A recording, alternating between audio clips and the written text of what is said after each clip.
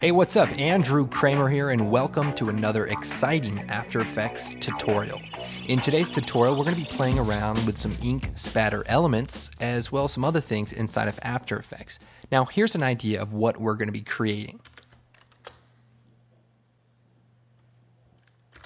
Also, something like this. Okay, now today we're going to actually create these ink spatter elements ourselves inside of After Effects. Now, you might be better off going and getting some ink and some paper, spattering it on the paper, and taking some pictures of it with your digital camera and bringing them in that way. Now, if you'd like to just create them in After Effects, here's a pretty good way to do it. I'm going to create a new composition, and I'm just going to use NTSC DV and choose OK. And I'm going to make a new solid. And I'm going to make it white just for the time being. Choose OK. Now I'm going to go to the effects and presets, and we're going to type in particle. And we're going to go to CC Particle World. And if you don't have these plugins, check your After Effects installation disk. They should be on there somewhere. Then I'm going to drag it out to our layer. And here we have this great particle generator. And we're going to manipulate it to look somewhat like ink spatter. So what I want to do is first take off all this extra stuff. I'm going to choose off for the grid information. Then I'm going to go down to the particle, physics, and producer, and just so I can see all of these controls. First of all, I want to shut the gravity to 0. Then I want to change the particle type to lens convex, or basically a sphere. And then I'm going to go ahead and play around with these settings. I'm going to turn the max opacity up to 100 and the birth size up a little bit, maybe 0.5, and the depth size down to 0. And the size variation, maybe about 85. Now let's play around with the velocity of the particles. If we just bring this down, that looks pretty good. And we can also, again, play with the birth size to create somewhat of a spatter look. Now, this looks pretty good, and of course, if we go through here, it's actually generating particles. Now, we can just take still frames from this at any given time and create a custom ink spatter particle, and that's what we're going to do. So what I want to do is create still frames from this animation. So from pretty much here, I'm going to choose Composition, Save Frame as File, and that adds it to the render queue.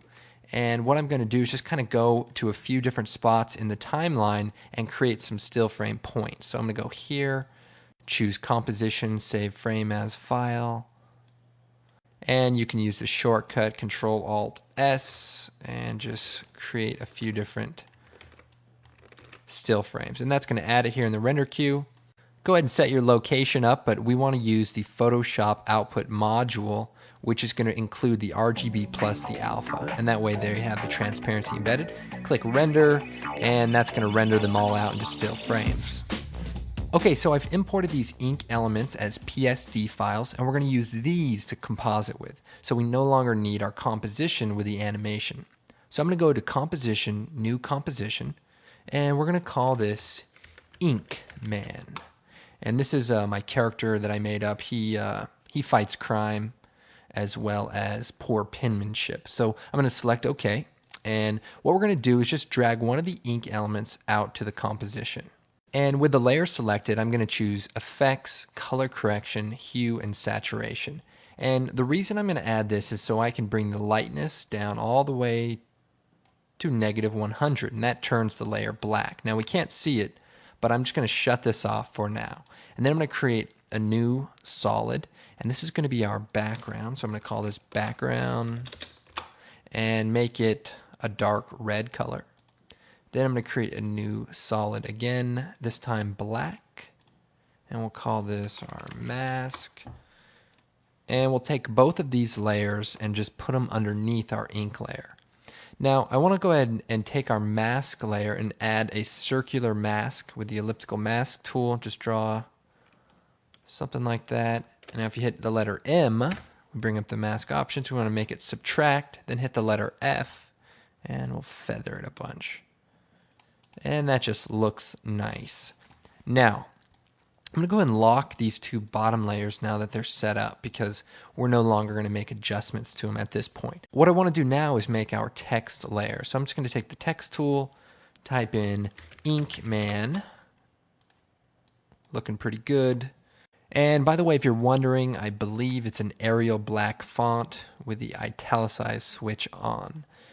Now, we want to make this layer over top our ink spatter. So let's just place it there and go back to our ink layer and turn the hue and saturation effect on, which will turn it black.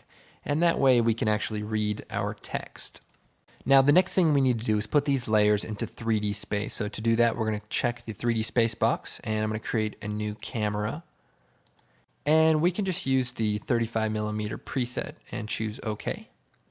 And what we'll do now at this point is animate the camera. So I'm going to hit P on the keyboard to bring up the position of the camera, set a keyframe, move forward maybe about 40 frames, and then take the orbit camera tool and just kind of rotate around a little bit.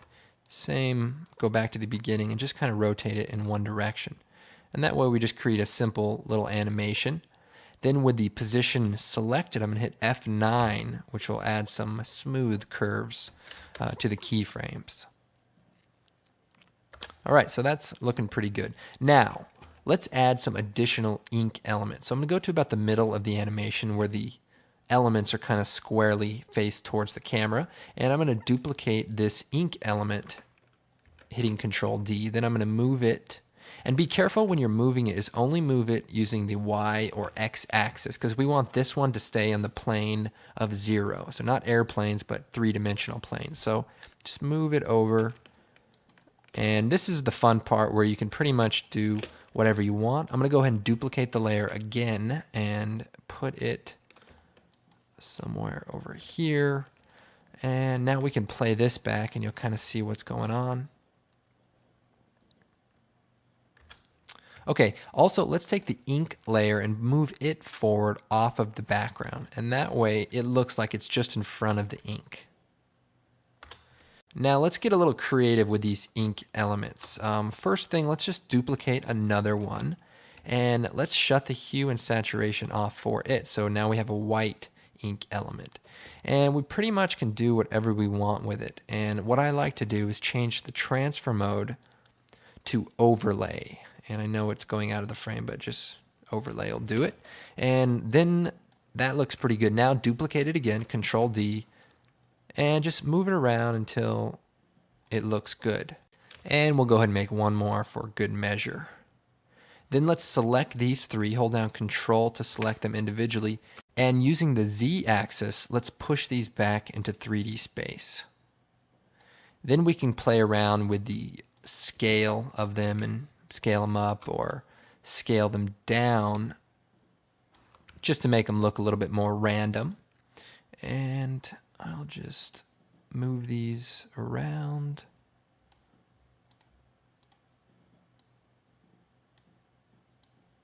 Like I said, this is where you want to be creative and just throw them around.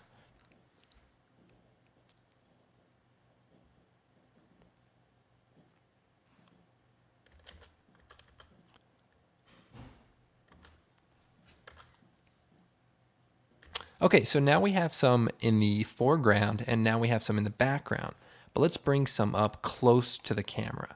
So these three, I believe, are red. And these ones are black. So we can keep track of them. What I'm going to do is duplicate one of these black ones and just move it around by the X and Y and then bring the Z axis forward. And then just kind of position it so that it's not overtaking the composition. And that way we get a little bit of some parallax so that the elements look a little bit more dynamic. And again, let's put another one just above all of this. And that should be kind of fun. So you can make it as messy as you like. I'm going to turn the motion blur on for all of our layers. So I'm just going to click and just drag down. We don't need to turn on for the bottom two.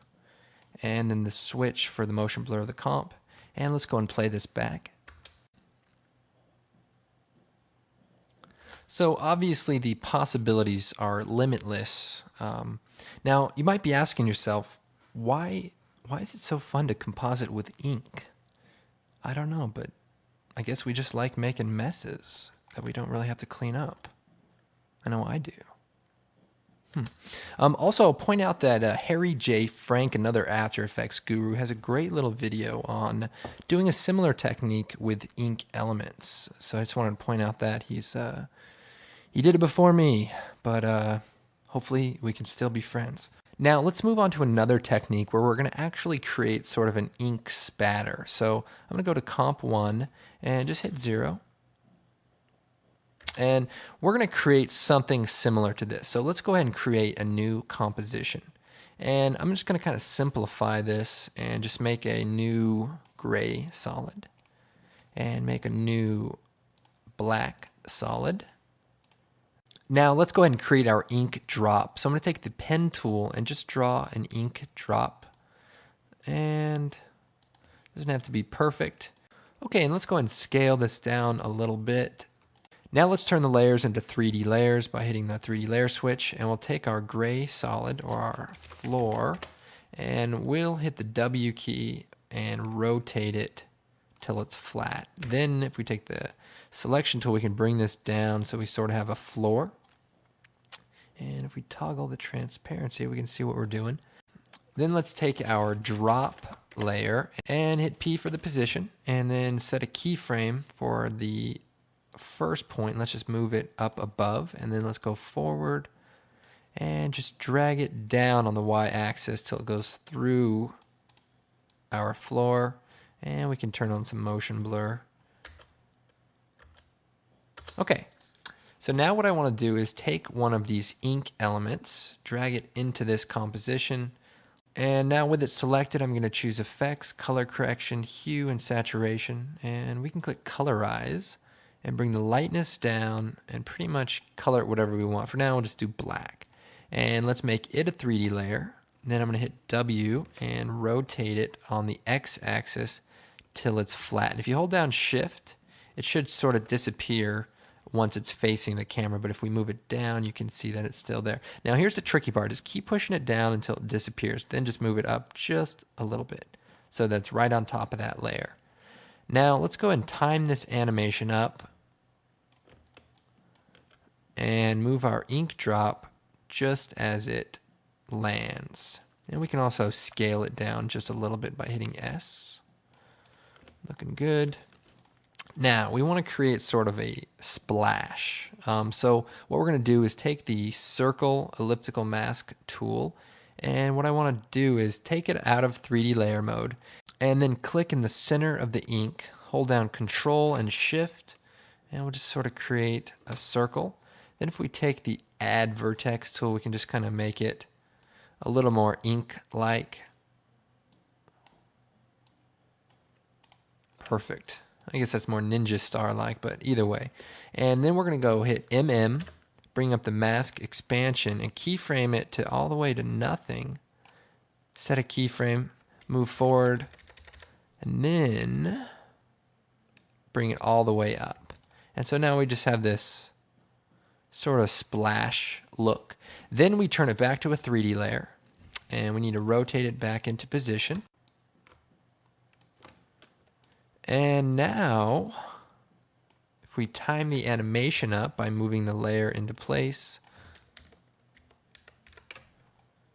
we have sort of created an animation.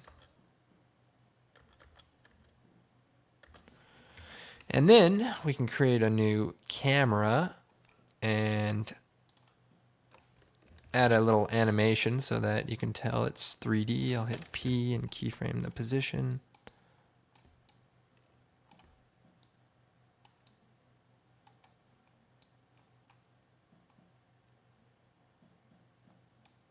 Let's go and play that back.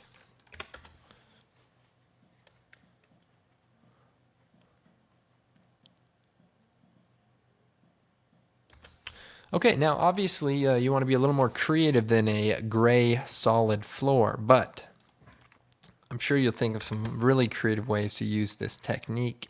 I hope you found this tutorial useful, and I hope you guys have fun making a lot of messes that I certainly won't be cleaning up.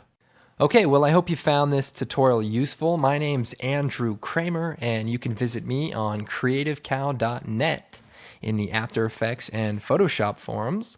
Also, if you want to visit my website, it's www.videocopilot.net. We have a bunch of other tutorials as well as some great DVDs for sale, so check them out. And thanks again.